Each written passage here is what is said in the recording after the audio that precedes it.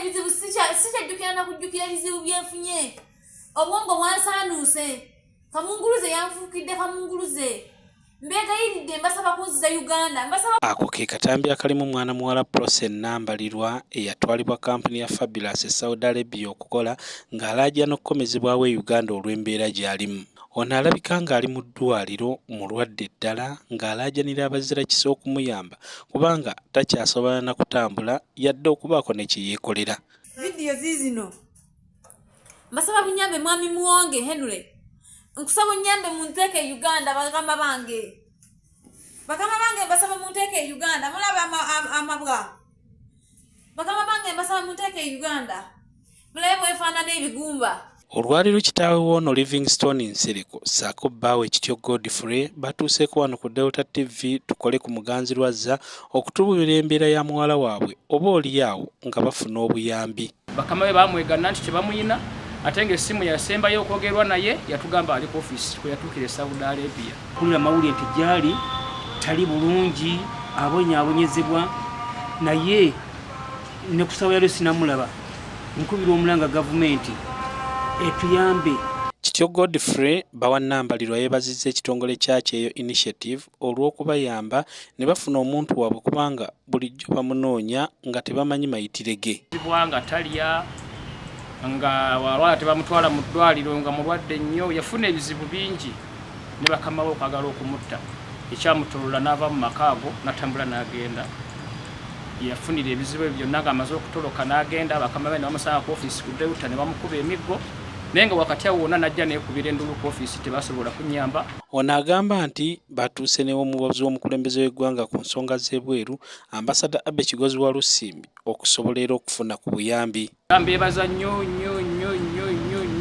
kuba singa si mwoyo omwana abadde wakufiirayo vidiyo ako we kafuluma era kampani yakyeyo eyayimiriramu okulondola ne gavumenti mwebale nnyo mwebali ddala omwami Abe wa Lusimbi taata nkwebaza nnyo nkwebaliza ddala. Newankubadde nga bino byonna biri bityo Kityo agamba nti kampuni eyatwala mukyala we ebadde ekyafuuse kyesirikidde engeri ya muzigo mu ttimpa ne basaba bekikwatako bonna okubayamba bafune obwenkanya. Tebamuwa ssente ekigenderwa kyakyafuna ssente bamunyaga kampuni teyamulondoola n'olwekyo batuyambe batuwe omwana waffe batusasule n'akasente ke yagenda okunoonya kubanga nakati mulwadde. Tumanyi waali mpulira buwulizi nti ali wano naye nabulirako nti basobola okulwana nti embassy yategeddeko ko waali naye tetunnamulaba era tusaba gavumenti eyongeremu amaanyi n'abakampani yakyeyo omuntu waffe tusobole okumulaba kubanga tumwetaaga ajjasanga effamire ye weewaawo yafuna ebizibu nga bwe mwabiraba naye era tusabayo ku buyambi nti oyo omuntu abadde akola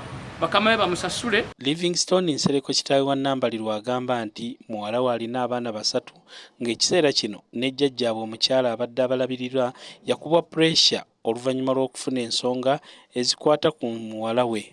Jjajja waabwe yabadde abalabirira yakuba stress takyasobola kati abaana nze mbafumbira nze nnoonya kano ate nabo bennyini omutima gubaluma. Ambassador Abe Kigozi wa Lusimbi agamba nti ekiseera kino ono bamanyi waali era ng'afuna obujjanjabi ng'ali mu mikono mituufu. Bali bakola ekintu kye balina okukola ekyobuvunaanyizibwa ne bamutwala mu ddwaliro era bamuteeka mu ddwaliro era ne bebagamba nti bamukoze eki tibamuzudde nedda abadde amanyiddwa waali kuba n'abamulikodinga ng'ayogera baali bannayuganda. Alagidde kampuni ya Fabulous eyatwala omuwala ono ekwatagane n'eyeebweru bamukomyewo. Kampuni eyo yamutwala ejja kukwatagana n'eyeeri bafune tiketi ebeekomyawo omwana oyo asobole okudda naye ng'alina okumala okuba ng'ateredde kuba ne kunywa tebayinza mumuteekako bw'abanga byayogera tebikwatagana. Kenneth Oluka akulira ekitongole kyakyo Initiative agamba nti omwami wa Nambalirwa bwe yatuuka ku yafeesi zaabwe baafuba okulaba nga banoonya omuwala ono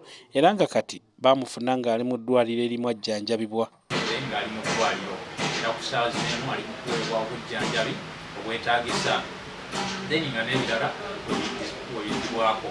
Asabe gavumenti okuteekawo enkola ebudaabuda abantu abava ku kyeyo nga basoomoozeddwa kubanga bangi bakomawo nga bali mu mbeera eno.